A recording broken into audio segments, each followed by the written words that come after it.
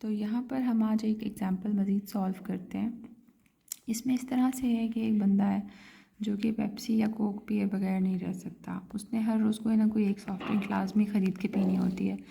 तो इस तरह से है कि वो फर्स्ट डे जब शॉप पे गया तो उसने पेप्सी ख़रीदी। अगले दिन वहाँ पे जब शॉप पे गया तो वहाँ पे कोक अवेलेबल थी, उसने कोक ख़रीदी। उससे अगले दिन उसने पेप्सी ख़रीद ली। फिर वो गया तो वहाँ पे पेप्सी ख़त्म थी, वो कोक ख़रीद के ले आया। उससे अगले दिन गया तो उसने कहा कि चलें अब मैं आज जो है वो पेप्सी लेता हूँ। और फिर जब उससे अगले दिन गया तो उसने कोक ले ली। तो बेसिकली उसने ऑल्टरनेटिवली दोनों ब्रांड्स को बड़ा मौका दिया कि मैं बारी बारी दोनों ब्रांड्स को ट्राई करता हूँ, Pepsi Coke, Pepsi Coke, Pepsi Coke. अब इस सीक्वेंस ऑफ इवेंट्स को अगर हम मॉडल करना चाहते हैं with the help of Markov model, और हम ये जानना चाहते हैं कि ये जो सीक्वेंस है बड़ा कोई अजीब सा सीक्वेंस है कि एक बंदा है जिसकी कोई परसिस्टेंट चॉइस ही नहीं है, वो एक्सपेरिमेंटेशन करता रहता है, एक दिन पेप्सी एक दिन कोक। तो इस सीक्वेंस के अकर होने की क्या प्रोबेबिलिटी है, यानी इस चीज़ की क्या प्रोबेबिलिटी है कि एक बंदा इस किस्म का अजीबोगरीब किस्म का इवेंट सीक्वेंस फॉलो करेगा। एक दिन पेप्सी ख़रीदेगा, एक दिन कोक ख़रीदेगा, फिर पेप्सी ख़रीदेगा, फिर कोक ख़रीदेगा। ठीक है, तो हमने इस सीक्वेंस की प्रोबेबिलिटी फाइंड करनी है। तो ये है कि हम इसका एक मार्कोव मॉडल बना लें। ठीक है, मार्कोव मॉडल बनाने के लिए मैं ये कहती हूँ कि मेरी जो स्टेट 1 है वो ये है कि मैं पेप्सी ख़रीद रही हूँ, बल्कि मैं नहीं, वो वाला बंदा जिसको बहुत कंफ्यूज्ड है पेप्सी और कोक ख़रीदने के दरमियान। मैं ये कहती हूँ कि स्टेट 1 ये है कि वो बंदा पेप्सी ख़रीद रहा है और स्टेट 2 ये है कि वो बंदा कोक ख़रीद रहा है। इस चीज़ की प्रोबेबिलिटी कि वो दोबारा से पेप्सी ही ख़रीदेगा वो 0.8% है, और इस चीज़ की प्रोबेबिलिटी कि वो पेप्सी छोड़ के कोक ख़रीद लेगा ये 0.2% है। ठीक है, ये ट्रांजिशन प्रोबेबिलिटीज़ हमें क्वेश्चन में गिवन है। अच्छा, अब ये चीज़ अगर वो बंदा जो है पहले दिन कोक ख़रीदता है, ठीक है, और वो कोक बायर है, तो इस चीज़ की प्रोबेबिलिटी कि वो कोक ही दोबारा ख़रीदेगा ये हमें गिवन है कि ये प्रोबेबिलिटी 0.9 है। ठीक है, और वो कोक को छोड़ के पेप्सी ख़रीद ले, इस चीज़ की प्रोबेबिलिटी 0.1 है। यानी अगर एक आप ये कह लें कि अगर एक कोक लवर है या कोक का बायर है तो उसका कोक से पेप्सी पे शिफ्ट होने की प्रोबेबिलिटी आपको 0.1 गिवन है, राइट। और एक पेप्सी लवर के अपना पेप्सी का ब्रांड छोड़ के कोक पे शिफ्ट होने की प्रोबेबिलिटी 0.2 है। तो ये तो नॉर्मल से इंसानों की बात हो रही है, लेकिन अब एक थोड़ा सा जो है ना वो ज़रा सा हट के एक बंदा आ गया है, एक एक्सपेरिमेंटेशन का शौकीन बंदा आ गया है, उसका कुछ पता नहीं चल रहा, वो कभी पेप्सी ख़रीदता है कभी कोक। तो ये जो पूरा सीक्वेंस वो एक नॉर्मल सा सीक्वेंस फॉलो कर रहा है, इस सीक्वेंस की प्रोबेबिलिटी हम फाइंड करने जा रहे हैं।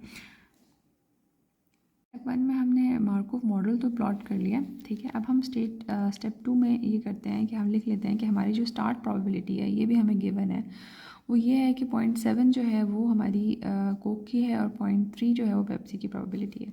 जो हमारा ट्रांजिशन मैट्रिक्स बनेगा, स्टार्ट प्रोबेबिलिटी का मतलब ये होता है कि अगर पहले दिन वो कोक ख़रीदता तो हम जो स्टार्ट प्रोबेबिलिटी लगाते हैं कि टू स्टार्ट विद वो हम 0.7 लगाते।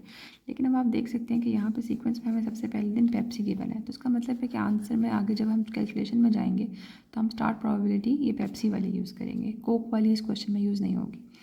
अच्छा, ये तो हो गई स्टार्ट प्रोबेबिलिटी, ठीक है। अब आ जाएँ आप ट्रांजिशन मैट्रिक्स पे। ट्रांजिशन मैट्रिक्स हमने किस चीज़ के दरमियान प्लॉट करनी है, कोक कोक, ठीक है, कोक पेप्सी, इसी तरह से पेप्सी कोक और पेप्सी पेप्सी। तो ये जो मैट्रिक्स है ये आप बिल्कुल आसानी से जो है अपने इस मार्कोव मॉडल से भी प्लॉट कर सकते हैं, ठीक है। आपके पास ये 0.9 गिवन है कि कोक ख़रीदता था दोबारा कोक ख़रीदेगा 0.9, कोक ख़रीदता था पेप्सी ख़रीदेगा 0.1, इनका सम जो है वो हमेशा 1 होता है। पेप्सी ख़रीदता था पेप्सी ही ख़रीदेगा 0.8, पेप्सी ख़रीदता था अब उसने जाके कोक ले ली, इसकी जो ट्रांजिशन है वो 0.2 है। तो बेसिकली इसी चीज़ को, इन्हीं स्टेट्स को इस तरह से लाइंस पे लिखने का एक और जो तरीका है वो ये ट्रांजिशन मैट्रिक्स है। अगर आप ये ना भी लिखना चाहें तो इससे कोई फ़र्क नहीं पड़ेगा, अगर आप स्टार्ट प्रोबेबिलिटी भी ना भी लिखना चाहें तो इससे भी कोई फ़र्क नहीं पड़ेगा। ये बेसिकली सिर्फ और सिर्फ डेटा गैदरिंग है। अच्छा, तो अब हमें जो समझ में आ रही है वो ये है कि हमारे पास बेसिकली 5 परचेजेज़ हैं, राइट। उसने बेसिकली 5 दफ़ा जाके शॉप से परचेजेज़ किए हैं। तो हम इसको जब लिखेंगे तो हम इसकी इक्वेशन इस तरह से लिखेंगे कि the probability of all this states to happen, ठीक है, the probability of buying Pepsi Coke Pepsi Coke Pepsi Coke sequence, इस सीक्वेंस के अकर होने की प्रोबेबिलिटी क्या है। तो सबसे पहले हम लिखेंगे P1 क्या है, आपकी स्टार्ट प्रोबेबिलिटी है, यानी कि पेप्सी ख़रीदने की प्रोबेबिलिटी, ठीक है। फिर उसके बाद हम लिखेंगे C given that P has occurred, ये एक तरह से आपको अगर आइडिया हो तो ये कंडीशनल प्रोबेबिलिटी की टर्मिनोलॉजी है। यानी कोक ख़रीदने की प्रोबेबिलिटी प्रोवाइडेड गिवन डैट कि पहले आप पेप्सी ख़रीदते थे, ठीक है। अब उसके बाद क्या है, पेप्सी ख़रीदने की प्रोबेबिलिटी गिवन डैट आप पहले कोक ख़रीदते थे। ये वाला जो इवेंट है बेसिकली ये क्या रिप्रेजेंट कर रहा है, ये इसको रिप्रेजेंट कर रहा है कि आपने कोक ख़रीदनी है गिवन डैट कि आप पहले पेप्सी ख़रीदते थे। नेक्स्ट स्टेप में क्या आ जाएगा कि कोक ख़रीदने की प्रोबेबिलिटी गिवन डैट आप पहले पेप्सी ख़रीदते थे। तो ये चीज़ बेसिकली 1 2 3 4 5 टाइम्स रिपीट हुई है क्योंकि उसने 5 टाइम्स ये शिफ्टिंग की है। अगर क्वेश्चन में ऐसा होता ना कि यहाँ पर 2 दफ़ा पेप्सी आ जाती तो आपका यहाँ पर हो सकता है कि फोर्थ परचेज़ में पेप्सी गिवन डैट कि आपने पेप्सी ख़रीदी है, यहाँ पे पी भी आ सकता था, लेकिन चूंकि उसने हर दफ़ा ऑल्टरनेट किया है तो इसलिए ये इस तरह से रिपीट हो रहा है। अब इसके अंदर मैं इसकी वैल्यूज़ डालती हूँ। स्टार्ट प्रोबेबिलिटी पेप्सी की 0.3 है, ठीक है। कोक ख़रीदने की प्रोबेबिलिटी गिवन डैट आप पहले पेप्सी ख़रीदते थे, ठीक है। तो आप यहाँ पे आके देख लें कि आप पेप्सी ख़रीदते थे और अब आपकी कोक ख़रीदने की प्रोबेबिलिटी क्या है। तो ये आप बेसिकली इसमें ये आप इस तरह से इसको याद रखें कि हमेशा ये एक यहाँ पे एरो लगा लिया करें। यानी आपने कहाँ पे खड़े होना है, आपने कोक पे खड़े होना है। तो आप you will stand hair and you will see कि यहाँ पर आने के लिए बेसिकली ये वाला एरो यूज़ हो रहा है। You are coming on to Coke from Pepsi, तो ये 0.2 आप यूज़ कर रहे हैं। इसी तरह से अब आप इसको इस तरीके से एरो से लिंक करें कि you are standing on Pepsi, right. You are standing on Pepsi and you are coming on Pepsi from Coke, तो ये 0.1 आएगा, ठीक है। इसी तरह से अब आप इसको इस तरह से लिंक करें, you are standing on Coke, right. You are standing on Coke, coming from Pepsi, तो यहाँ पे 0.2 आएगा। तो ये बेसिकली ऑल्टरनेट चल रहा है क्योंकि इसने ऑल्टरनेट सीक्वेंस फॉलो किया है। तो 0.3 मल्टीप्लाई बाई 0.2 0.1 0.2 सो ऑन।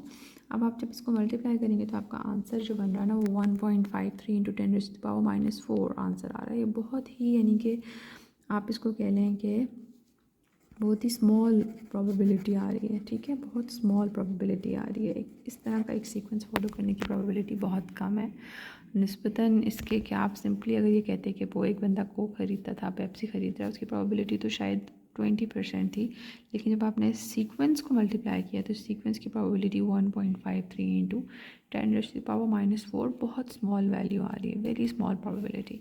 तो I hope you understand the points कि अगर आपको एक सीक्वेंस की प्रोबेबिलिटी फाइंड करने को कहा जाए तो सबसे पहले आपने उसका मार्कोव मॉडल प्लॉट कर लेना है।